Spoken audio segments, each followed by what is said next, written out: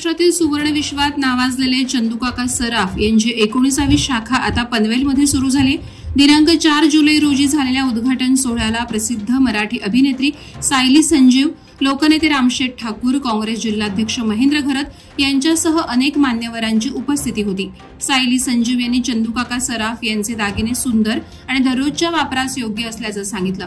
1827 साली बारामतीहून सुरू झालेला हा ब्रँड आज किशोर कुमार शाह, नेहा शाह आणि सम्यक शाह यांच्या नेतृत्वाखाली महाराष्ट्रात 14+ आणि कर्नाटकमध्ये 4 शाखांसह विस्तारलेला आहे। पनवेल शाखेत पारंपरिक आणि आधुनिक डिझाईनचे दागिने माफक दरात उपलब्ध असून ग्रँड ओपनिंग निमित्त 9 जुलैपर्यंत खास ऑफर्स दिल्या जात आहेत। 30,000 रुपयांवरील खरेदीवर कुपन्स आणि 10 जुलै रोजी लकी ड्रॉमध्ये 1 थार गाडी आणि 3 ज्युपिटर बाईक जिंकण्याची संधी आहे। पनवेलकरांना सुवर्ण खरेदीसाठी ही खास संधी असून अवश्य भेट द्यावी असं आवाहन सम्यक शाह यांनी केलं आहे। नवी मुंबई आंतरराष्ट्रीय विमानतळास लोकनेते दिबा पाटील यांच्या नावाचा ठराव दोन्ही विधिमंडळांनी पास करून केंद्राला पाठवलाय।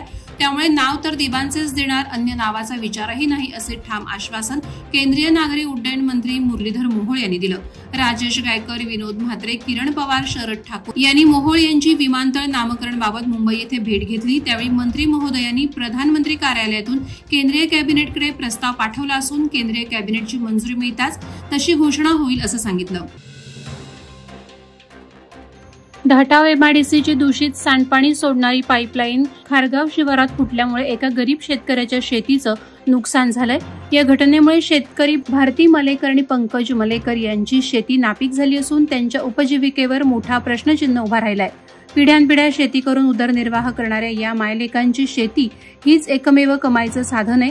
सांडपाण्यानं जमीन निकृष्ट झाली असून पुढील काही वर्ष शेती करणं अशक्य आहे असा दावा मलेकर कुटुंबियांनी केलाय। आपली व्यथा मांडताना शेतकऱ्याला अक्षरशः रडू कोसळलं।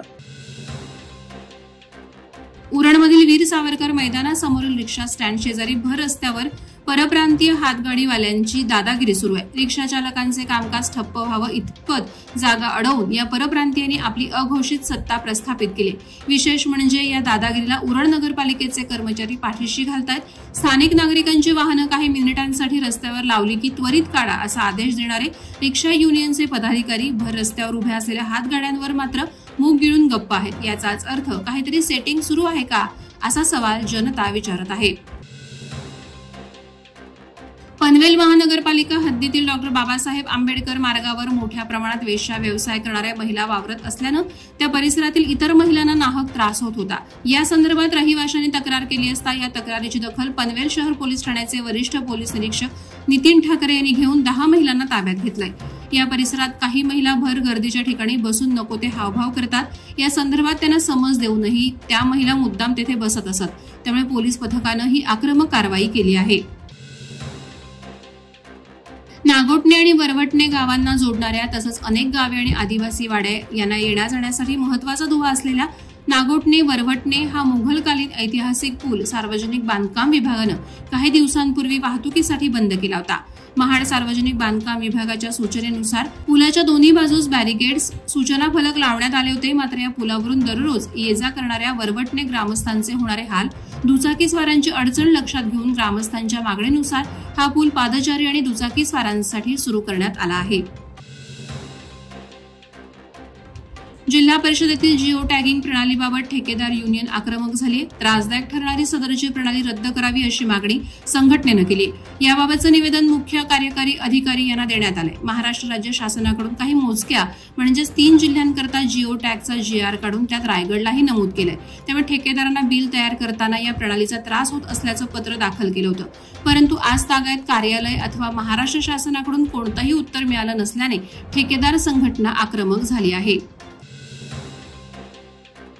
टाटा स्टील फाउंडेशनच्या माध्यमातून नेहमीच समाज कल्याण योजना राबवण्यात येत असल्याने समाज कल्याणासाठी त्यांचं सहकार्य लाभतं असे उद्गार खालापूर कर्जतचे उपविभागीय अधिकारी प्रकाश संकपाळ यांनी काढले।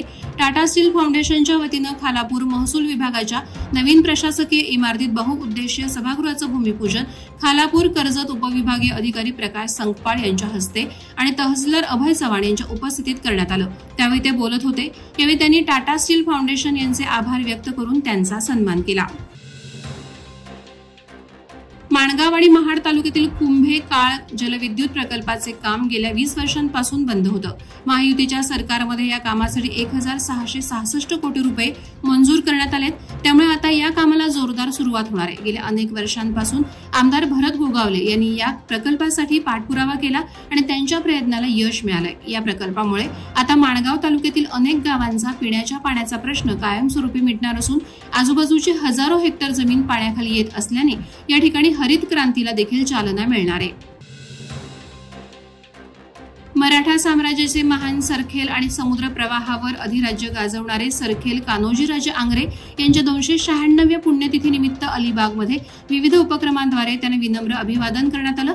या प्रसंगी शहरातील ऐतिहासिक आणि सांस्कृतिक संस्थांच्या वतीनं त्यांच्या समाधीस्थळी पुष्पचक्र अर्पण करून अभिवादन करण्यात आलं. स्थानिक शाळांमधील विद्यार्थ्यांनी देशभक्तीपर गीतांचं सादरीकरण केलं, तर इतिहास अभ्यासकांनी आंग्रे यांच्या कार्याचा गौरव करत त्यांच्या रणनीती, शौर्य आणि योगदानावर प्रकाश टाकला. कार्यक्रमाला उपस्थित मान्यवरांनी सरखेल आंग्रे यांची महती कथन केली. पेण तालुका श्री गणेश मूर्तीसाठी जगभर प्रसिद्ध आहे. पेण तालुक्यातील घराघरात गणपती मूर्ती बनवण्याचे कारखाने आहेत. गणेशोत्सव आता एका महिन्यावर आला असताना पेणमध्ये सतत खंडित होणाऱ्या वीज पुरवठ्यामुळे गणपती मूर्तीच्या घेतलेल्या ऑर्डर्स वेळेत पूर्ण करण्याचं मोठं आव्हान आहे. त्यामुळे श्री गणेश मूर्ती वेळेत पूर्ण न झाल्यास कारखानदारांचे प्रचंड आर्थिक नुकसान होणार आहे. सतत खंडित होणाऱ्या वीज पुरवठ्यामुळे विद्युत महामंडळावरील रोष वाढलाय.